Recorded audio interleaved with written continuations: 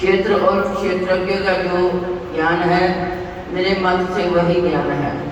ये नेत्र, ये क्षेत्र कैसे रूप का है, उसमें कौन कौन सा विकार होते हैं, उसकी उत्पत्ति किस प्रकार हुई है और क्षेत्र का क्या प्रभाव है, इत्यादि बातों को संक्षेप में कहता हूँ। सुनो। अनेक ऋषियों ने अनेक प्रकार के छंदों में इसको बताया है। वेदों ने भी पृथक पृथक वर्णन किया है और हित वाले ब्रह्म सूत्र में पदों में भी ये ज्ञान निश्चय किया गया है। पंच महाभूत गया है। पंच महाभूत अहंकार, बुद्धि, अव्यक्त, प्रकृति, दसों इंद्रियां, मन तथा पांचों इंद्रियों के विषय तथा इच्छा, द्वेष, सुख दुख, संघात, चेतना, धृति तथा इनके समूह। संक्षेप में क्षेत्र और क्षेत्रज्ञ के यही विकार हैं। मान और पाखंड से रहित अहिंसा, सहनशीलता, सरलता, गुरु की सेवा, पवित्रता, अपने मन का संयम, इंद्रियों के विषय में विरक्त, अहंकार रहित और जन्म मृत्यु, बुढ़ापा, रोग, दुख आदि दोषों को देखना। पुत्र स्त्री ग्रह इत्यादि में आसक्ति न करना और इनमें अपने को सुखी दुखी ना मानना और इष्ट अनिष्ट की प्राप्ति में हर्ष विषाद रहित रहना, अनन्य भाव से मेरी भक्ति करना, एकांत में रहना, जन समूह में रहने से विराग, सदा स्मरण रहना कि मैं परम परमात्मा का ही अंश हूँ। ज्ञान प्राप्ति के उद्देश्य से मोक्ष को सबसे श्रेष्ठ मानना, इसे ही ज्ञान कहते हैं। इससे जो भिन्न है वह अज्ञान है। अब ज्ञान का स्वरूप वर्णन करते हैं। जिनको जानकर मनुष्य को मोक्ष प्राप्त होता है वह आदि रहित बड़ों से बड़ा अकथनीय होने से सत्य ही कहा जाता है और असत्य ही कहा जाता है। सब और उसके हाथ और चरण हैं, सब और नेत्र, सिर और मुख है, सब और कान है, वही जगत में सबको घेरे हुए स्थित हैं। वह सब इंद्रियों के गुणों का प्रकाश है पर उनके कोई इंद्री नहीं है। जिसको किसी से आसक्ति नहीं है पर जो सबका आधार है, जो स्वयं निर्गुण होने पर भी गुणों का भोगता है, जो सब भूतों के बाहर भीतर है तो भी जड़ और अचल है, जो अत्यंत सूक्ष्म होने के कारण जाना नहीं जाता, जो दूर भी है और निकट भी है, जिसके विभाग नहीं होते पर जो भिन्न भिन्न भागों में विभक्त रहता है, समान रखता है, समस्त भूतों का पालन, नाश और उत्पन्न करने वाला वही यह है। वह अंधकार से परे ज्योतिषमान पदार्थों को ज्योति देता है। वही ज्ञान, जानने योग्य पदार्थ, ज्ञान के द्वारा जानने योग्य सबके हृदय में निवास करता है। इस प्रकार क्षेत्र, ज्ञान और ज्ञ इसको संक्षेप में कहा। इसे जानकर मेरा भक्त मेरे पद के योग्य होता है। प्रकृति और पुरुष दोनों ही अनादि हैं। विकारों और गुणों की उत्पत्ति प्रकृति से हुई है। कार्य और कारण को प्रकृति उत्पन्न करती है। पुरुष को सुख और दुख का होता है। प्रकृति में पुरुष रहता है, प्रकृति के गुणों का उपभोग करता है, तदनुसार उत्तम तथा अधम योनि में जन्म लेता है। इस देह में उसे अपदृष्टा, अनुमंता, कर्ता, भोक्ता, महेश्वर, परमात्मा और परम पुरुष कहते हैं।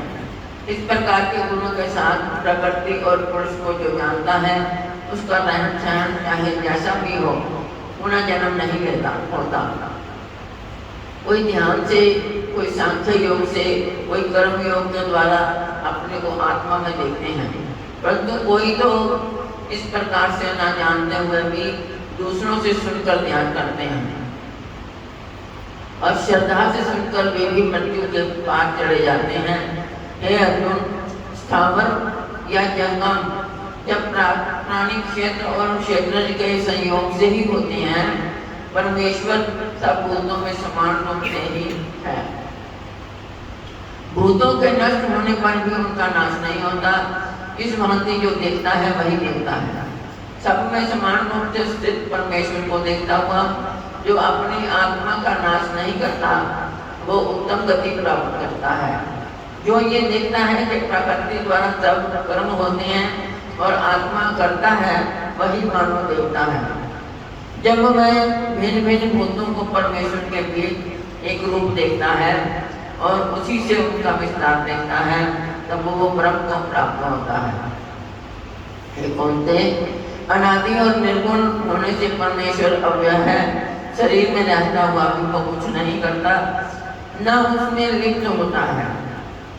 जैसे आकाश सर्वत्र व्याप्त होने पर भी किसी से मिलता नहीं, उसी भांति देह में सर्वत्र व्याप्त ये आत्मा भी उसमें लिप्त नहीं होता। हे अर्जुन, जैसे एक ही सूर्य सारे लोगों को प्रकाशमान करता है वैसे ही क्षेमक समस्त क्षेम को प्रकाशित करता है। जो लोग ज्ञान दृष्टि से क्षेत्रज्ञ का भेद तथा भूतों की प्रकृति देखकर मोक्ष का उपाय जान लेते हैं वो परम पद को पा लेते हैं। और सच्चिदानंद भगवान की जय। 13वें अध्याय का महात्मा। श्री नारायण जी बोले, हे लक्ष्मी, अब 13वें अध्याय का महात्मा सुन। दक्षिण देश में हरि नामक नगर था, वहाँ एक व्यभिचारिणी स्त्री रहती थी। उस दिन एक पुरुष को उसने वचन दिया कि मैं अमुक स्थान में तेरे पास आऊंगा, तुम वहाँ चलो। अब वह पुरुष किसी और वन में चला गया और वह स्त्री ढूंढती ढूंढती हैरान हो गई, पर वह पुरुष ना मिला।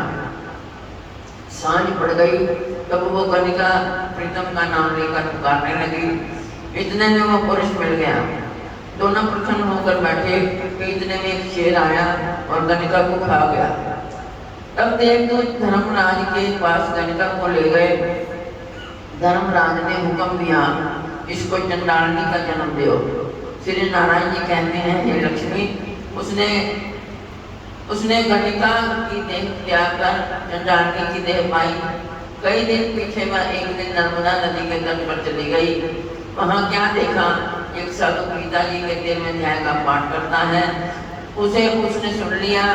जब अध्याय पढ़ के भोग पाया तो तुरंत चंडालिनी के प्राण छूट गए। देवदेही पाई, आकाश में विमान आए जिस पर बैठकर वैकुंठ चले गए। तब श्री नारायण जी ने कहा, हे लक्ष्मी, ये 13वें अध्याय का महात्म है। तो प्रीति के साथ पढ़ते हैं उनका फल कहा नहीं जाता। अनजाने मन से पढ़े तो परम धाम को प्राप्त होता है। बड़ी सच्चिदानंद भगवान की जय।